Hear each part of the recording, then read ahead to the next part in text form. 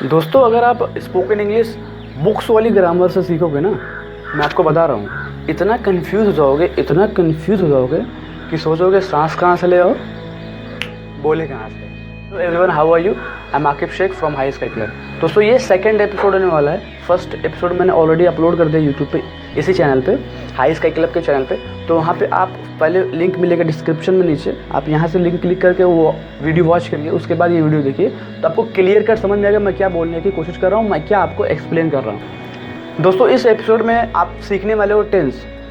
बहुत ही इन्फॉर्मेटिव और बहुत वैल्यूबल एपिसोड ये होने वाला है। पूरा लास्ट तक आप देखोगे तब जाके आपको पूरा क्लियर कट समझ में आएगा टेंस होते क्या है। क्योंकि 12 साल हमने और आपने दे दिए स्कूल में, लेकिन टेंस स्कूल वाले नहीं सिखा पाए। क्यों नहीं सीख पाए?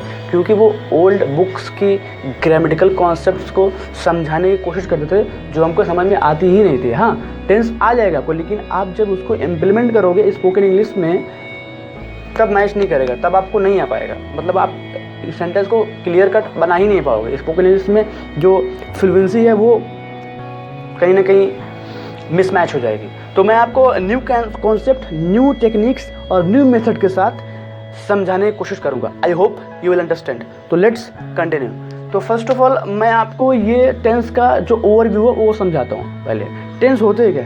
Tense is equal to time.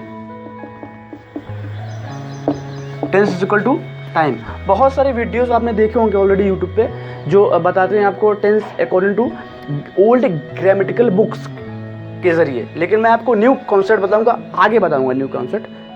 अभी आप वीडियो देखते रहिए लगातार। ओके दोस्तों, चलिए फटाफट पहले टेंस के कॉन्सेप्ट को ओवरव्यू को समझ लेते हैं, उसके बाद मैं आपको न्यू टेक्निक्स उसमें इंप्लीमेंट करके अप्लाई करके आपको बताऊंगा। तो पहले टेंस के बारे में समझ लेते हैं। टेंस होते क्या? Tense is equal to time. यानी कि कोई भी काम जब आप करते हो तो कितना करते हो और कब करते हो, ये टाइम को बताने वाला टेंस है। सो सिंपल है, tense is equal to time. जब आप सेंटेंस में जब कुछ बोलते हो, जैसे फॉर एग्जांपल मैं वीडियो देखता हूँ, तो टाइम को रिप्रेजेंट कर रहा है। मैं वीडियो देखता हूँ, मैं वीडियो देख रहा हूँ, ये भी टाइम को ही रिप्रेजेंट करता है। तो tense is equal to time. जब टाइम बताए उसको टेंस कहते हैं। और ऑलरेडी आप ये सब जानते हैं कि टेंस 3 तरीके के होते हैं। यानी कि काम होगा जो अभी होगा, यानी कि प्रेजेंट में होगा। एक काम हो सकता है पास्ट में, जो बीत गया है, पास्ट जो बीत गया है। और एक होता है फ्यूचर, जो भविष्य बोलते हैं हिंदी में, फ्यूचर जो आने वाला है। 3 ही तरीके काम हो सकते हैं। अब 3 तरीके काम हो सकते हैं। 3 तरीके के काम में ग्रामेटिकल कॉन्सेप्ट के अकॉर्डिंग इसमें भी 4 तरीके के कॉन्सेप्ट्स होते हैं। प्रेजेंट के 4, पास्ट के 4 एंड फ्यूचर के 4। तो टोटल हो गए 12 कितने हो गए? 12 टेंस। तो यानी कि अगर आपको स्पोकन इंग्लिश अपनी इन्हेंस करनी है या फिर आपको extra ordinary spoken English speaker बनना है, तो आपको ये टेंसेज आपके दिमाग में घूमने चाहिए, हमेशा घूमने चाहिए, गोल गोल घूमने चाहिए, ताकि जब भी आपको स्पोकन इंग्लिश इंप्लीमेंट करना हो, यूज़ करना, फट से बोलो, फट से बाहर निकल सके। ये फट कैसे होगा? जब आपका जो कॉन्सेप्ट है, जो प्रोसेस है, वो स्ट्रांग हुआ, तब ऐसे फट निकलेगा सेंटेंस। तो अभी मैं आपको उसी के बारे में बात करूँगा। उससे पहले आप कुछ एक्सप्लेन करूंगा ये तीनों प्रेजेंट, पास्ट, फ्यूचर के बारे में, फिर आपको न्यू टेक्निक्स को इंप्लीमेंट करूंगा।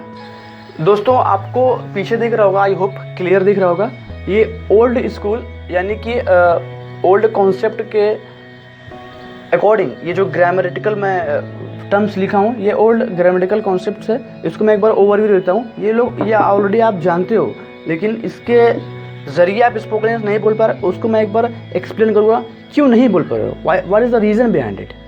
ओके, सो टेंस में 3 तरीके के मैंने आपको बताया, प्रेजेंट, पास्ट, फ्यूचर। 3 तरीके का टाइम होगा, या तो प्रेजेंट होगा, या तो पास्ट होगा, तो फ्यूचर होगा। उसमें 4 अलग अलग की 4 फॉर्म्स होगी। एक होता है सिंपल, उसको इंडेफिनिट भी बोलते हैं, शॉर्ट में लिखा हुआ इंडेफिनिट। एक होता है कॉन्टिन्यूअस, एक होता है परफेक्ट, एक होता है परफेक्ट कॉन्टिन्यूअस। ऐसे ही तीनों में होते हैं। तो इसको अगर आपको याद करना होगा, यानी कि दिमाग में याद करने से मतलब नहीं कि रट्टा मारना होगा। रट्टा बहुत मारते हो ना, रट्टा नहीं मारना है। याद करने से मेरा मतलब है कि माइंड में वो चीज़ रहे आपके, जब आप उसको यूज़ करो। तो अगर ये ऐसे अगर आप सीखोगे, तो नाम इनके एक ही सारे हैं, तो इनके नाम को आपको रटना पड़ेगा, राइट? समझ नहीं पाओगे, तो ये आपके लिए कन्फ्यूज़न हो जाएगा। और जब आपको यूज़ करने जाओगे फ्यूचर में, when you start to speak English for the people, then you will forget. Because आपने रट्टा मारा है। तो मैं आपको एक न्यू टेक्निक दूंगा। ओके दोस्तों, अब मैं आपको ना एक छोटा सा जादू दिखाऊंगा, जादू, मैजिक। 1 2 3, ये देखिए हो गया जादू। जादू क्या हुआ?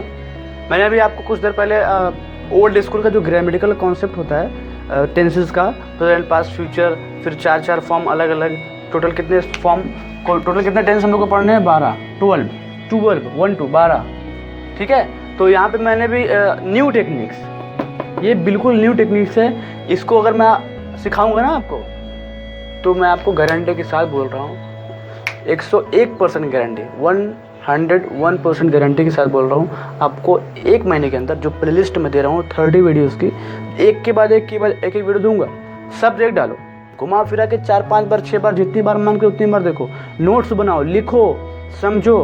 दूसरी बात, जब भी किसी की वीडियो आप देखो, मेरी नहीं, किसी की भी वीडियो, यूट्यूब पे कहीं भी किसी की बात सुनो, कुछ आपको सीखना है तो क्यूरियस माइंडसेट के साथ सुनो। आप किसे सुनो?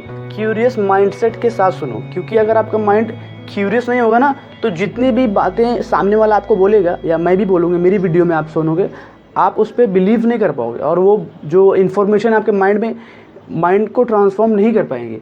तो हमेशा कोई भी कुछ भी आपको सिखाए ना, तो क्यूरियस माइंडसेट के साथ सीखोगे, क्योंकि क्यूरियस माइंडसेट 2 तरीके के माइंडसेट होते हैं। इंसान, ह्यूमन बींग्स के 2 तरीके के माइंडसेट होते हैं। Number 1 curious mindset and second sceptical mindset. Do you know sceptical? Curious and sceptical. Curious मतलब होता है कि अरे यार कैसे हुआ, मैं भी सीख सकता हूँ ना, क्या करूँ मैं सीख लूँ, कैसे और जान जाऊँ।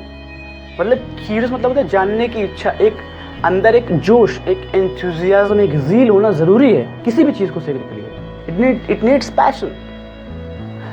स्केप्टिकल माइंड, अरे यार छोड़ो, मैं नहीं बोल सकता, मुझे, मेरे बस की बात ही नहीं है, मुझे आता ही नहीं, मैं सिर्फ हिंदी बोलूँगा, मैं इंग्लिश से बहुत दूर रहता हूँ।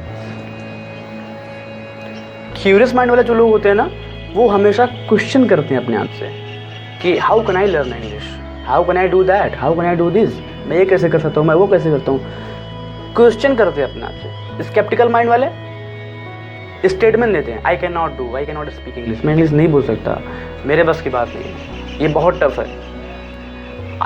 एक बार मैं आपको एक बहुत ही अच्छी लाइन बोलने वाला हूँ, ये आप हो सके तो अपने अंदर तक जाने देना, इसको समझ लेना कि I statement closes the minds, I statement closes the mind, a question opens the mind.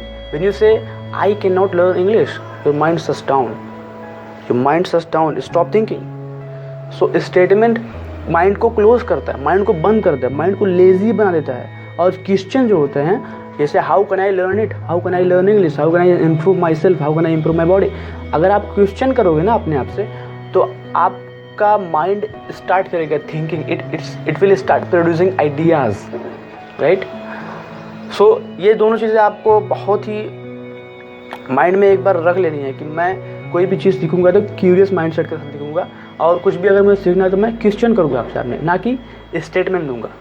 तो मैं आपको ये जो मैंने अभी आपको ट्रिक बताई है, इसको बोलते हैं एनमोज। क्या बोलते हैं? एनमोज।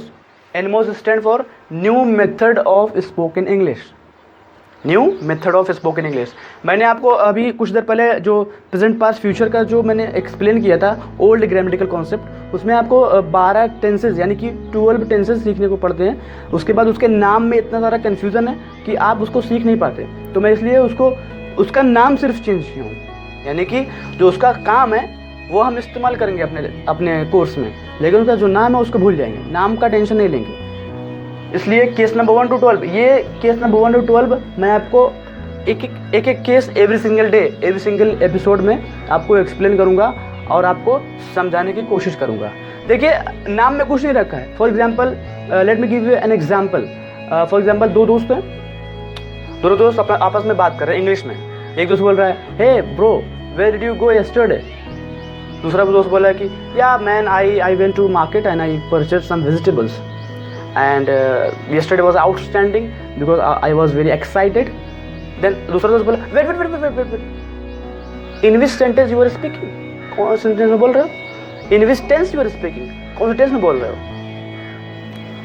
ऐसा कभी होता है क्या, दो लोग अगर आपस में कॉन्वर्सेशन कर रहे हैं इंग्लिश में, क्या एक कोई आदमी दूसरे आदमी से रोकेगा, उससे पूछेगा नहीं नहीं तुम कौन से टेंस में बोल रहे हो, नहीं नहीं तुम कौन सा नाउन लगा रहे हो? No, they don't ask this type of questions. No, कोई आपसे ये नहीं पूछेगा कि आप जब इंग्लिश बोलना शुरू करोगे तो आपको ये नहीं पूछेगा रोक के कि आप कौन से टेंस में बोल रहे हो, देश का नाम बताओ मुझे।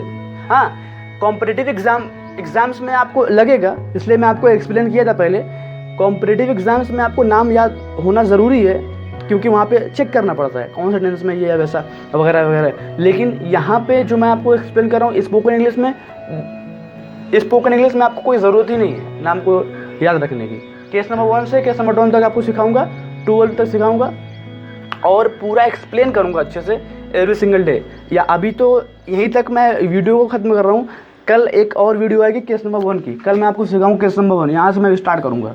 ठीक है, तब तक के लिए इतना ही। आई होप आपको जो भी मैं एक्सप्लेन किया हूँ क्लियर हुआ होगा। जो भी मुझे मेरे वीडियो में फंबलिंग वगैरह हो रही है उसको थोड़ा अवॉइड करिएगा। And keep learning, keep winning.